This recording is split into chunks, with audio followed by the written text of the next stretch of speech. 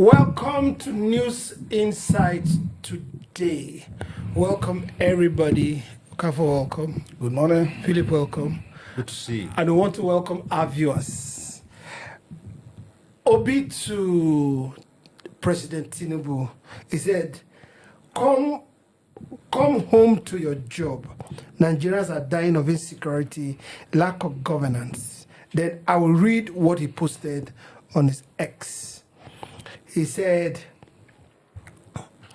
the statement says, I'm compelled at this time in our lives as a nation to call on our retreating president attention to the security challenges at home, which entails that he immediately suspend his ongoing retreat in a foreign land and come home to address the overwhelming security situation across the country. He further said the urgent call has become necessary following the rising incidents of crime and criminalities all over Nigeria, with an apparent absence of governance. In the 2 weeks you have been away, over 150 Nigerians have lost their lives to insecurity across Nigeria, especially in Plateau State and Zamfara. He said the repeated pipeline explosion in the Niger Delta further reflects a nation in distress. In the northeast, Borno state leaders are bemoaning the return of insecurity, with troops and civilians being killed randomly. In the southeast,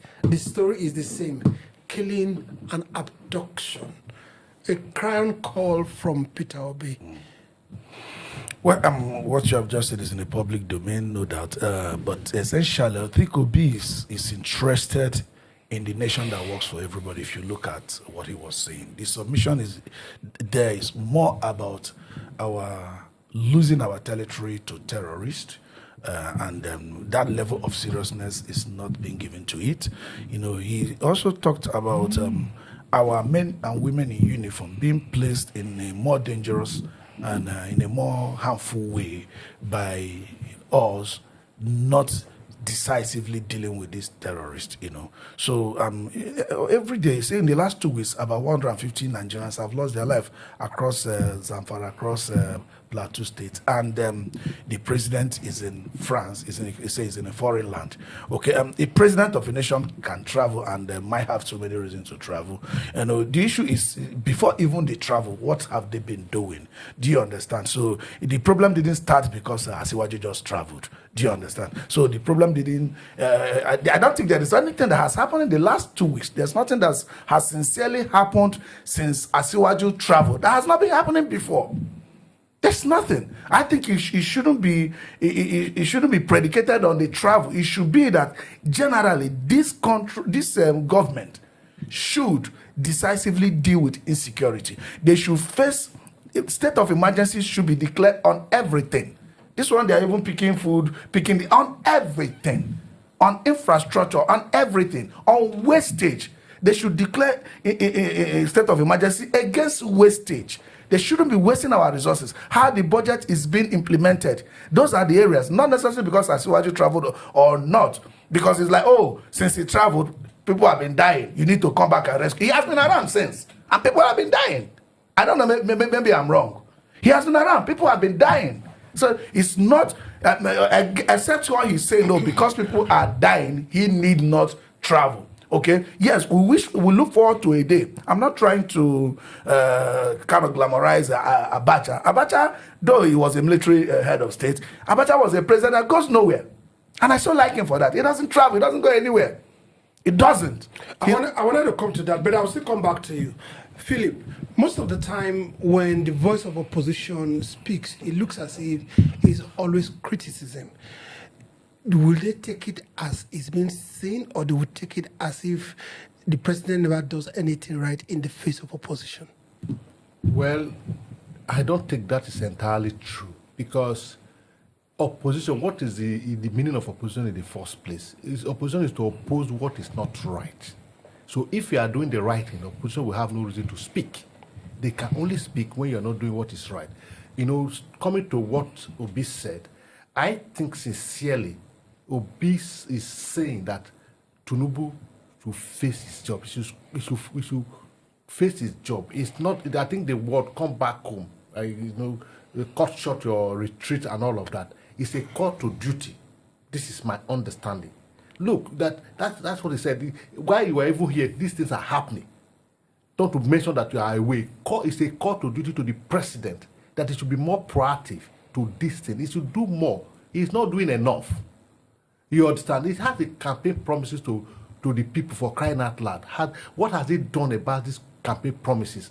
We're already clamoring for 2027, where you have not fulfilled the promises you made just last 2 years ago, or not up to 2 years. You are thinking of another. So you're always in France, everywhere, and people you are not doing your duty. I don't think it's because he traveled, but what he said, look, like he said, we need a president who believes that he has been elected to govern, and he must remain here to govern. Like, for instance, the military head of state of Burkina Faso, he goes nowhere. He ensured that every day things are done. It's reported in the media that, look, spies came in, they were paid foreign spies to assassinate the man, but because the man is alive to his duty, they were able to gather enough intelligence to arrest those people and to call that action.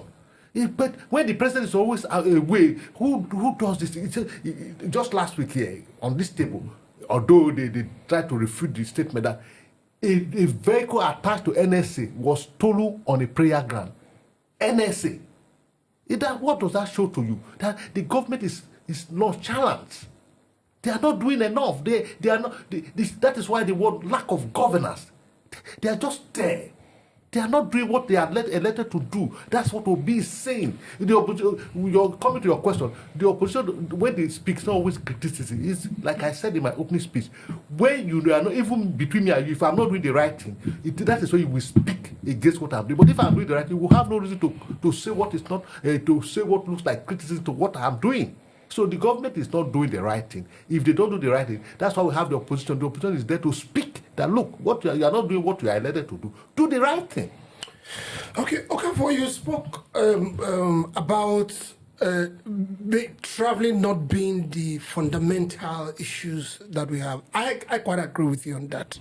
But in modern democracy, like Philip said, we don't see president travel just to one country. If the president of US is doing a 2-week tour of Asian countries, African countries, he will touch like 5 or 6 countries. Reason, bilateral agreement on trade, on politics, on security. I mean, all round, you will see them signing agreements. But this one is not like that. So we now have cause to question, why will a president just travel to a country, sit down there, and he said he's on official duty, and the president of the country that he went to is not around? Well, he didn't go to visit the president of the country, probably. They said he's on an official working visit to see the president. To France, yes. To see the president. No, to France. To France. There are many official duties presidents can do in many countries. That does not have to be involve the president of the other country. Courtesy demands sometimes, and when the president is around, the other president might want to see him. Okay, but there are many other reasons any president can officially travel to another country. But that's aside. I've said it in this forum before, very, very long time ago. I'm not trying to preempt people's suspicion that he has probably gone for medical whatever. You see, when you elect an he's 73, he's 73, 74. How many? 73. He's 73. Celebrated 73-year birthday the other day. When you elect a 73-year-old man, he might have probably some medical conditions he's managing before, and you don't even change your cook easily. You don't change your drivers easily. You don't change your security easily, let alone changing his medical doctor. So if people are preempting and suspecting, well, they know him before they elected him. And that is why the election has consequences. We don't need to be emotional about this. Election has consequences. After you are giving people mandate, there's not much you can do within that period. You saw the effort that was placed to recall Natasha and other. You see, it's crumbled. It's crumbled. Even a lot of people were even saying that the signatures in there might even be forged or fake. If police happen to be bold, forensic and took us. So elections have consequences. When you give people power, you don't give in quote wrong people power and go and start praying that they perform. The metrics and their CVs and their records were there before you. So, and that is why I keep saying it. Voting is important. Counting is as important. This calls us to duty. 2027, the candidates will be there before us. Young, old, middle age, physically attractive, physically able, mentally able, and also more importantly, look at their record and look at their ability to have vision and elect your leader. There's not much you can do. There's not much. I want you, Philip, to weigh in on the issues that Obi talked about. Plateau. I think yesterday, today, Benue, then Zamfara, right? These are incessant killing, Katsina, and so many of those places. There was one in Edo before, while the president was still around. I mean, is it that the security apparatus or architecture has failed? Or was he like a surgery or a plastic stuff that we saw? You know, what just suddenly happened that things are going bananas? You see, the thing is simple.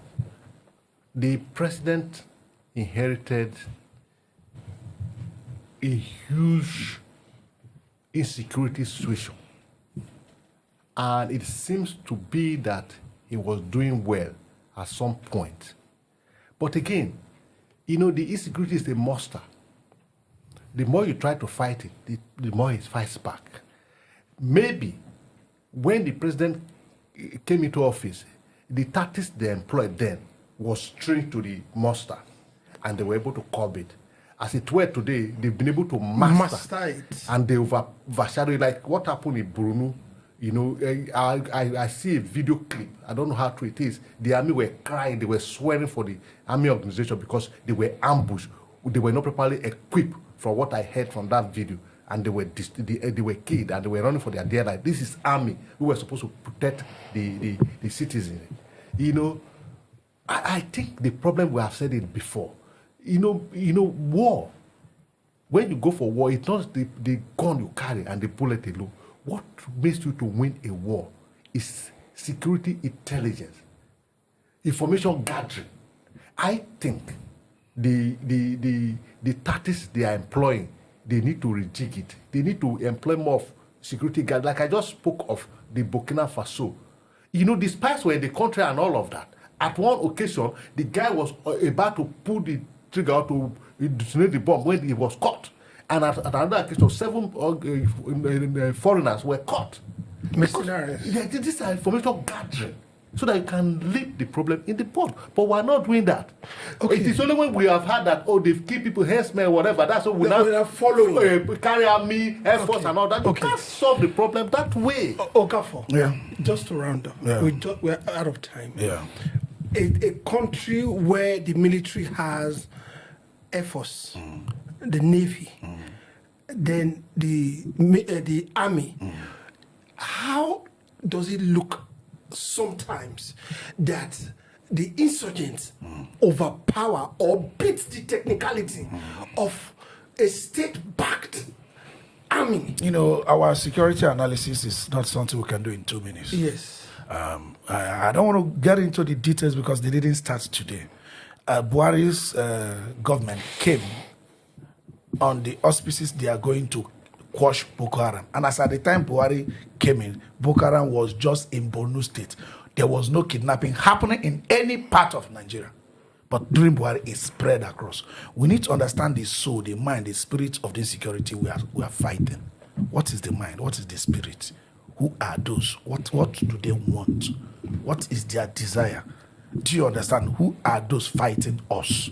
Who are we fighting? What is their motive? What is their motive? So it's beyond once it happens, that it's like you said, they kill some farmer, we'll condemn it. If there is what is it called, jungle justice, we rise and condemn. It's not condemnation. That It's does to follow it with fire. what is power. happening to Nigeria in insecurity. It's not something we'll discuss in 3 minutes. But I want to use this opportunity, like Obi was calling Asiwaju to governance, that Asiwaju campaign. Where is he told us that although 2027 is far away, he told us that if he's not able to give us 247 He said, "Don't bring electricity, me back." don't bring me back. We still have the video of that. Okay, that's aside. Now, he's being helped. Solar in Nigeria, a lot of people are putting their houses on solar. So he's even left with very little thing to do, industrialization, and for some homes that do not have solar. 2, where are the 50 million youths that they said it was eventually 5 million?